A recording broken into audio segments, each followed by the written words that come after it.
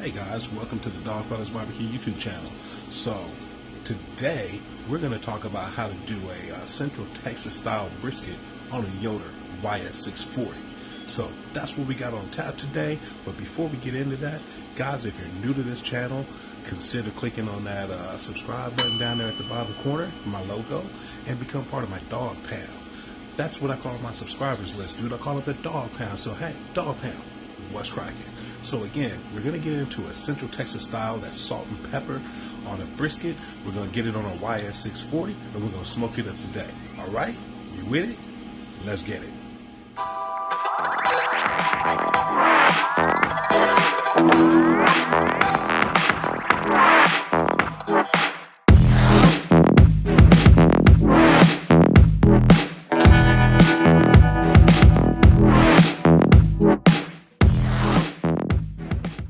Alright, dog pound, so this is the brisket that I selected from my local HEB, which is just a choice packer. And man, this one is a smaller brisket. It's just shy of 9 pounds, which means it's going to be a quick cook, which is perfect for what we're doing today. So tell you what, guys, before we get started on the brisket, let's put this rub together. Central Texas style rub. I mean, there's tons of rubs out there that you can get into. You can even create your own that has a lot of different ingredients. But here in Central Texas, we keep it simple, and we're just going salt and pepper. And I add a little bit of celery seed just for the color. But let me show you here. This is the pepper that I like to use. Fiesta brand. It's some really good stuff. Hopefully you guys can catch that there. But it's a Fiesta brand. It's a coarse ground black pepper. And good old Morton's kosher salt is what I'm going to use, guys. So what I've got here is a quarter cup measuring cup, and I'm going to put a quarter cup of salt in here. So that's a quarter cup of salt there, and the ratio that I'm going to use today is going to be a 5 to 1. So that's 1 part salt. We're going to put 5 parts pepper. So I played around with different ratios, but I think for me, this one tends to work the best for me. I get good results. It's not too salty. It's not, you know, super peppery, but it's got that good amount of pepper in it that we look for here in Central Texas. More importantly, I still maintain a good beef flavor, and that's what I'm really looking for. I want it to accent the beef. I don't want it to mask the beef, if that makes sense. So the last thing that I'm going to add in is a little bit of celery seed. I just like a little bit of celery seed. Just like I said, you know, for me, it seems like it helps the smoke ring set a little better. So we're going to add a little bit of celery seed into this, and here we go. And so all I'm really going to do here is I'm going to just put probably, let's see, probably about a tablespoon in, and then we're going to just mix this together. It's very important that you mix this around so you don't get too much salt in one area, too much pepper in another. You want to kind of evenly disperse it here. So that's what we're doing. As I grab, I'll probably be grabbing and mixing at the same time as I apply it to my brisket. So we're just constantly mixing that salt around, guys. And so that's what you're looking for, okay? Alright, dog pal, so we got our rub put together, and now it's time for us to go ahead and do a little trim on our brisket. And I'm not going to get too super aggressive with this brisket because it is pretty small anyway, but I'm going to take some of the fat off of here that needs to come off. So let's get that done. So as you can see here, I've got the brisket out of the package already, and we see a good amount of fat, you know, running along here to the point. So I'm going to start getting some of that off of here.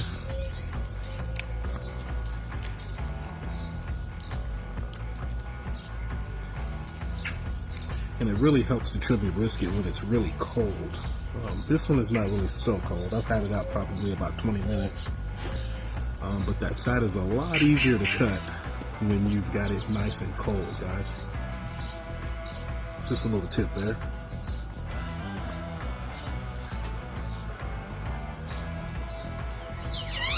I'm just kind of taking my time here and working off some of this fat here that I need to get off of here. Now, as you look at this, you guys can kind of see where you got this nice little overhang of meat here, you know, as part of this point. The problem with this is that when this sits on the pit here for the next however many hours, this right here is going to cook way too fast, and it's probably going to end up burning up. So whenever I trim my briskets, if I've got any overhanging meat like this, I go ahead and take it off, guys. It'll just make you a better product later. And you don't have to discard this meat. I mean, you could save it. You could grind it, make it into some sausage later, you know, whatever you feel that you might want to do to save that meat and use it later, you can do that. So, and again, because we're just doing a backyard cook and demonstration, I'm not going to get too super aggressive with all the silver skin that's on the back. Some of this really bad stuff I might go ahead and take off, but you can get as fine with the trim as you want, guys. You know, feel free. It's your cooking style. Do what you got to do. Now, one thing that I usually do is I do go ahead and get a good clean edge here on the edge of the brisket. So what I'll do is kind of score the meat here, and that shows me the line that I want to cut. You know, kind of stick my fingers in here and kind of run it down like this. Now I know that's the line that I want to cut this on, so I'm going to cut this edge right here. And now I've got a good clean edge there. Now, two purposes. Not only does it give you a good clean edge there, but it also lets you see just about, you know, the amount of fat that you have that's going to be on that cap. And if you got too much fat, then obviously you want to trim some of that away. But this here is actually a pretty good amount of fat here that I can leave on here. You know, the way that I trim my briskets is anything that we're not going to eat, it comes off. I want to be able to take that entire brisket when we pull it off the pit and hopefully eat it all. Okay, so I'm looking at this side, and this side doesn't look too bad. It's not oxidized, it's not pre-cooked or any of that. It looks pretty good there. So I'm actually going to leave this edge, and then I'm going to get a little bit of this fat off here. And a good way to get this meat exposed to you is to kind of take your fingers, stick them underneath the brisket, and move your fingers up to pop that meat up, and then we can get a good edge that we can cut to. Alright, so again, like I said, I'm not going to go too super aggressive with this cut today, guys, so we're going to keep it moving. When we flip this guy over, and I'm looking at the fat cap side, and the fat cap side on this brisket looks pretty decent. It almost makes this thing look like, you know, since it's such a small brisket, it almost looks like a giant tri-tip. But hey, it's all good. Now, the other thing that I do is, if you notice here, the flat on this guy is pretty squared, and I've got some points here. You know, I've got a nice triangular kind of point here and one there. And I don't like that when I go to cook my briskets. You know, I like it to be more rounded, just for evenness of cooking and for aerodynamics. So what I'm going to do is I'm going to round this guy off a little bit, and I'm just going to kind of score the meat, or score into the fat there. Just kind of give me a reference mark as to, okay, how am I going to round this? And then I just follow it down until it cuts all the way through. And again, I know that's a good chunk of meat, guys. You don't have to do this. This is just the way I do my cuts. But if you do prefer to do this, again, you don't have to throw this meat away. You can turn this into sausage or whatever you want to do later. Now I'm going to kind of look at the point here, and understanding that the point has a lot of fat, you know, throughout the meat there.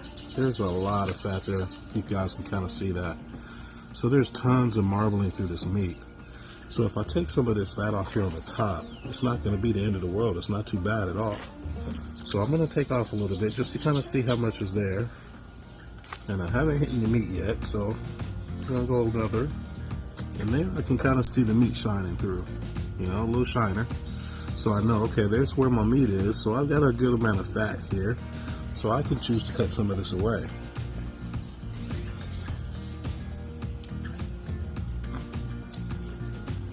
And again, it's up to you how much you want to peel off of this point, guys. You can leave it, you can trim it. It's totally up to you. You can do whatever you want to do here. So for me, right here, I've got a little bit of fat overhanging. So we're going to get that off because, again, I don't want any loose points that can burn up while we're in the cooking process. You know, I want to keep this thing as one good solid piece of meat as possible, and not anything kind of overhanging and sticking out. And so one thing you might notice that I'm doing is whenever I'm actually trimming and cutting, I kind of run my hand along it to smooth it out. And that just assures me that I've got everything kind of where I need it to be. And actually, I think this brisket is pretty decent for what we're doing today. Alright, dog pound, so we've got our rub together, we've got our brisket trimmed. So what do we do next? Well, we've got to apply the rub. So how are we going to do that? Well, I'm going to use a binder, and today I'm going to go back to the old school, and I'm going to use some yellow mustard. You can use Worcestershire sauce, you can use olive oil, you know, any type of oils you want to use, canola oil, peanut oil, you use whatever you want to use. But today I'm going back to my roots, and I'm going to use mustard. That's what I used to use when I first started. You know, there's people that actually use pickle juice and mustard together, you know, as their slather. And, you know, hey man, whatever works for you, go for it. This is where you get to play around and use your creativity. You know, it's not going to be bad, right? So we can go for that. Alright, so now that we got some mustard here all on the side, we're going to grab some of this rub. And we're going to apply it to our brisket. And so again, remember, we got this 5-to-1 mix of salt and pepper and a little celery seed in here. But we want to make sure we're grabbing and mixing as we apply this rub, okay? So what I do is I grab some, and I just kind of sprinkle across the brisket. And your goal here is to get a good even coat. Get it on the edges. And that's pretty good there for that meat side.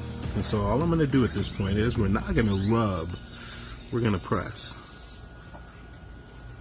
And we're pressing that pepper, we're pressing that salt, and we're pressing it into our brisket, you know, and hopefully it adheres to the brisket and doesn't fall off. And I feel like I'm a little light here on my point side, so I'm going to grab just a little bit more and apply some more on the point.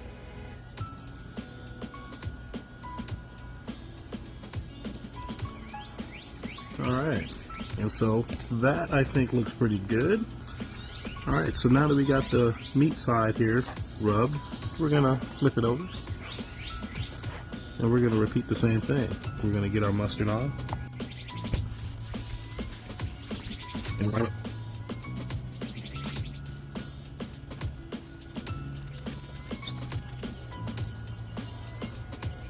Alright gang, so just like that, we got our brisket ready to go. We've made our rub, which was a simple 5 parts to 1 part kosher salt, 5 parts pepper, 1 part salt. Added a tablespoon or so of celery seed. That was our rub. It's just that simple, Central Texas style rub.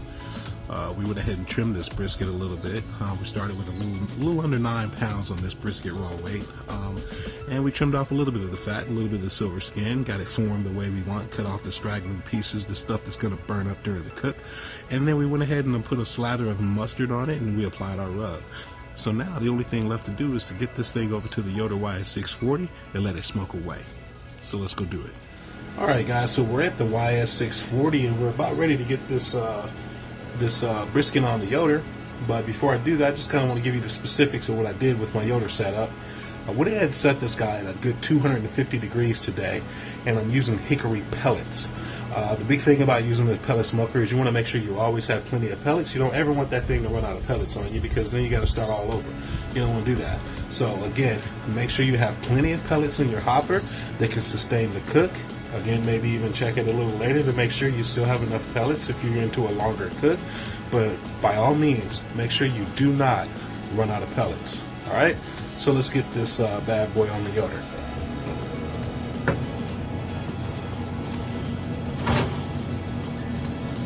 So for me, on my pit here, the coolest part of my grill is going to be over here, and the warmest part is going to be over here.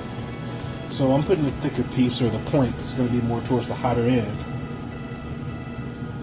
And that's how I kind of set mine up. The important thing to do here is, with any meat, when you put it on your grill, is to make sure that you kind of form it the way you want it to cook when you put it on. And so that's what I'm doing here. Alright, so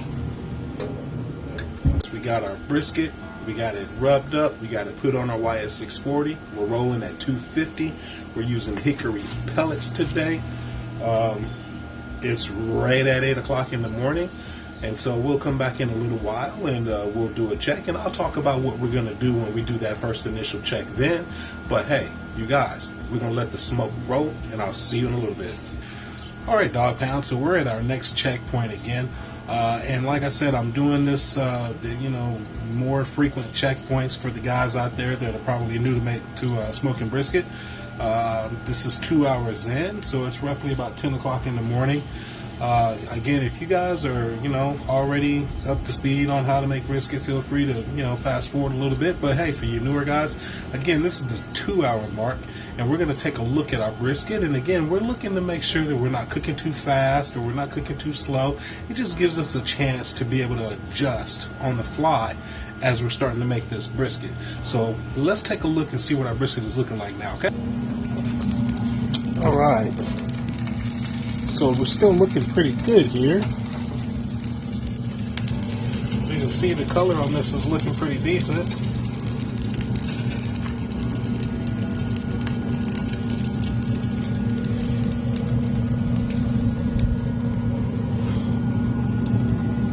Alright. So again, this is the 2 hour mark or so, guys. And we're looking pretty good. We're not looking too dry anywhere. So we're going to close it up and let it keep going.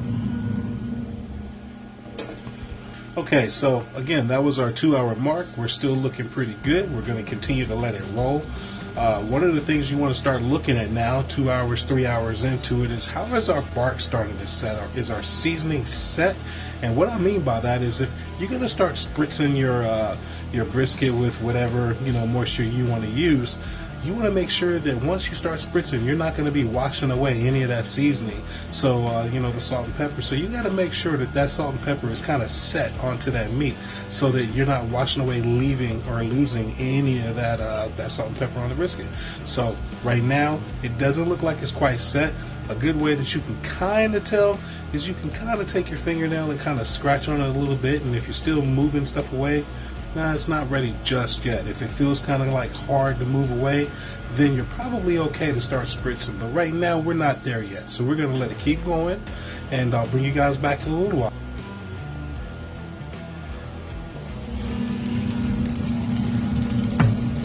All right. We're still looking really good here on this brisket. The color is looking really good. You can kind of see that the moisture is there, just like we want.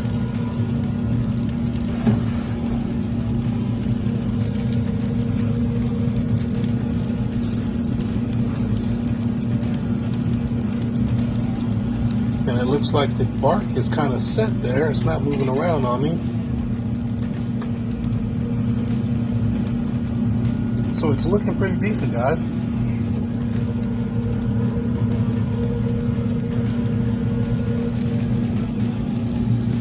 Alright. So I'm pretty satisfied with this so far.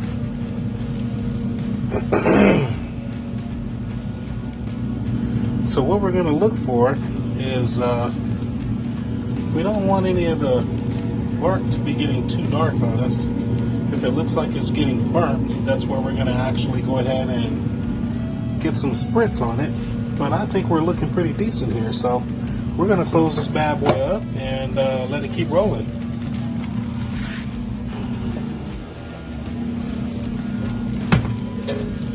And so this brisket is looking really good. The color is pretty good on it.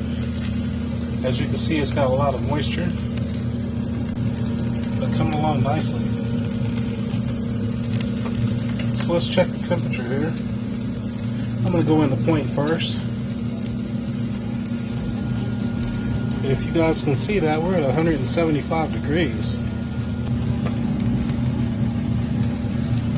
So I'm going to keep this thing going.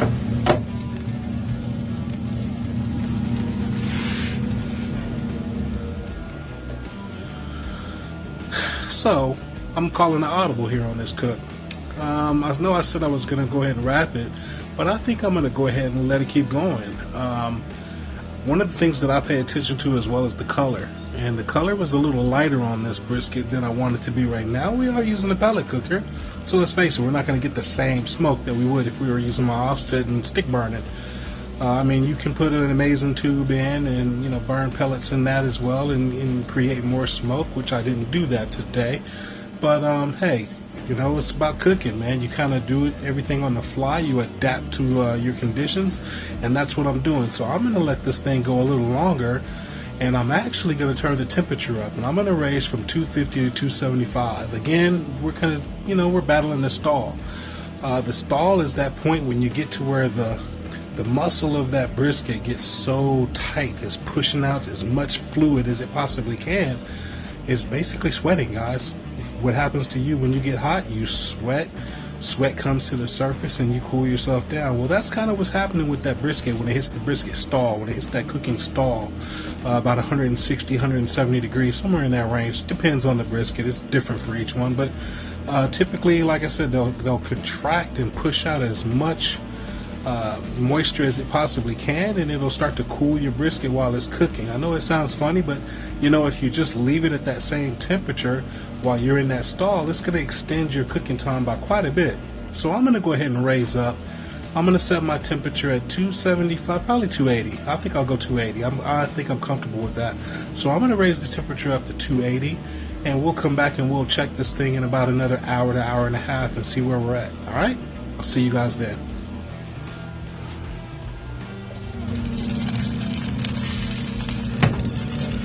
So as you guys can see, the brisket is getting a little darker, which is what I wanted. It's really juicy. I haven't done any spritzing to it. I have my spritz over here, but I've never even used it, never had to use it. So it's looking pretty good.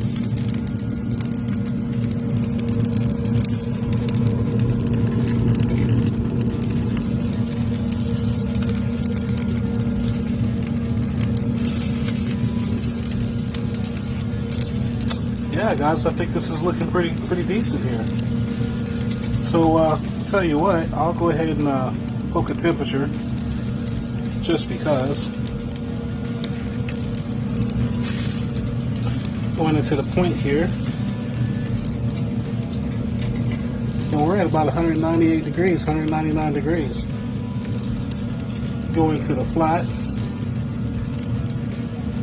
Flat is showing me 180 degrees. And 177 there at the tip. So it's coming along pretty nicely. So we'll get this thing closed up and let it keep going.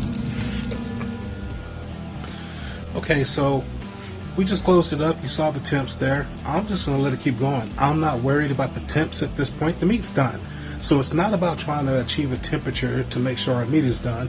Now it's going to be all about feel. When we poke our brisket the next times, it's going to be because we want to see and feel that it's at the tenderness that we want. Again, I'm not concerned about the temperatures anymore. It's all going to be about tenderness. Brisket's done when it's done. I'm sure you guys have heard that before, and that's what that means.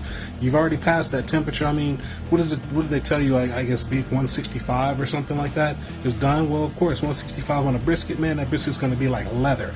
We don't want that. So we're well past 165. We know the meat is done. So now we're just trying to get the tenderness that we're looking for. Again, if you had it wrapped, a wrapped brisket will achieve that tenderness a lot faster because it's steaming away in its own juices there. But we got it out on the pit naked, so to speak, and we're going to just let it keep smoking, guys. So when we come back next time, it'll be time to get this brisket off, and I'll let you know about how much time it's going to take. But when we get there, I'll bring you guys back. All right? All right, and as you can see, we're looking pretty good here. I did turn it around at one point just so I could get the other side of this brisket over here into the hot spot or sweet spot. And you can just kind of see how this probe is just, man, it's sliding in there like it's just butter. So I'm definitely ready to get this thing off. Alright guys, so we got our brisket here, and as you can see, we got the color that we want. And, you know, it's nice and jiggly the way I want it to be. And so we're going to wrap it. So this is my fat cap side. I've got it facing up. That's going to be important because we want it to rest facing up. So I'm just going to hold it tight, pulling that brisket tight there.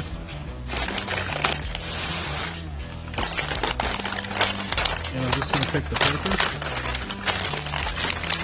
tuck it over and underneath. And I'm going to grab the other side, same thing, folding over, tucking underneath.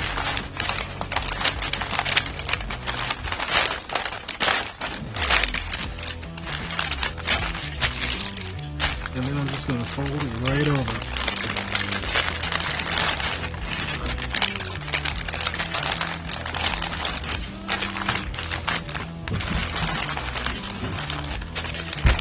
And just like that, guys, this brisket is wrapped and it's ready to just sit to the side and just rest.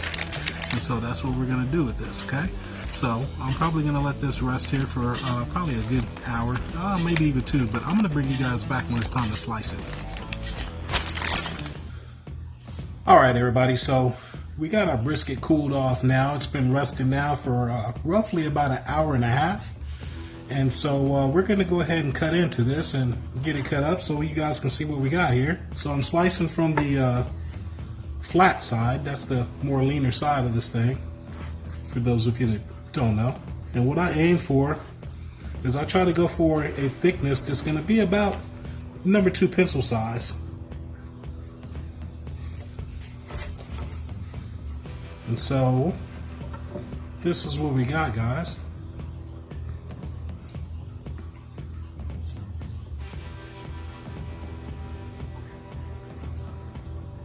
And that comes apart very nicely.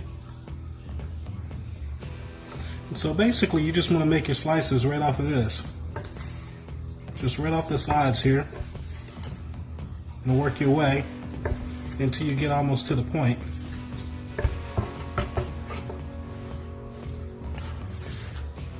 And then when you get to the point,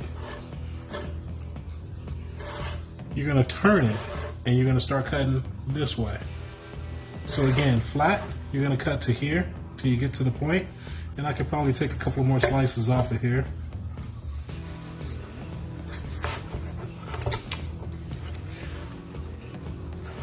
And when I get to the point, we're going to turn it. And a lot of times people will cut it right down the middle, like so, and then cut across. But no, I don't feel like I need to do that. I can just cut from one side and go across.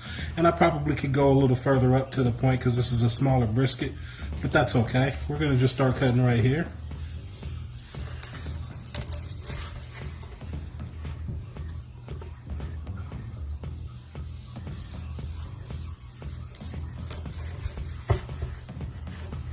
And I got a little bit there on the bottom where it's a little bit crunchy there for some of that, but it's okay.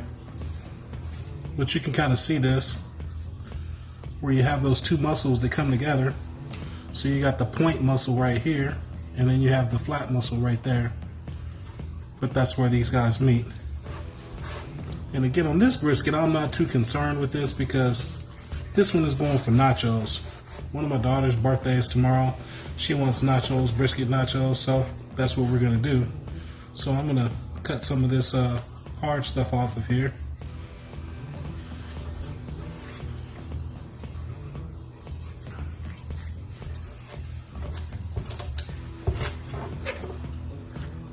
And so that's what we got, guys.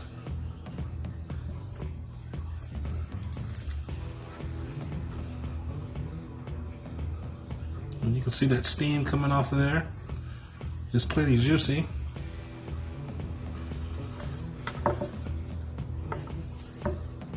But again, it's very simple once you get your method down as to how you want to cook your brisket. I get a better quality brisket if I'm going to make it to where I'm actually eating slices or what have you.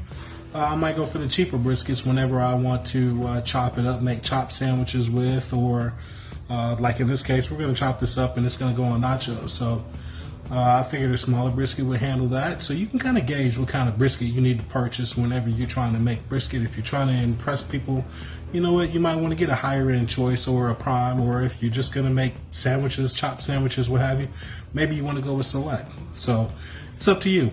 But anyway, you know, this was a fun cook. It was a pretty fast cook with a small brisket. So hopefully this will help you guys understand how to cook brisket, you know, on the Yoder or any pellet grill. Is very simple, because the whole name of the game is fire management, holding those temperatures. And you can do that very easily with a pellet cooker. It takes a little bit more skill and a little bit more know-how on a stick burner. But man, I'm a stick burner at heart, and I love the results that come off a stick burner. So hope you guys enjoyed this brisket, Central Texas style. Dawgfatha's out. Peace.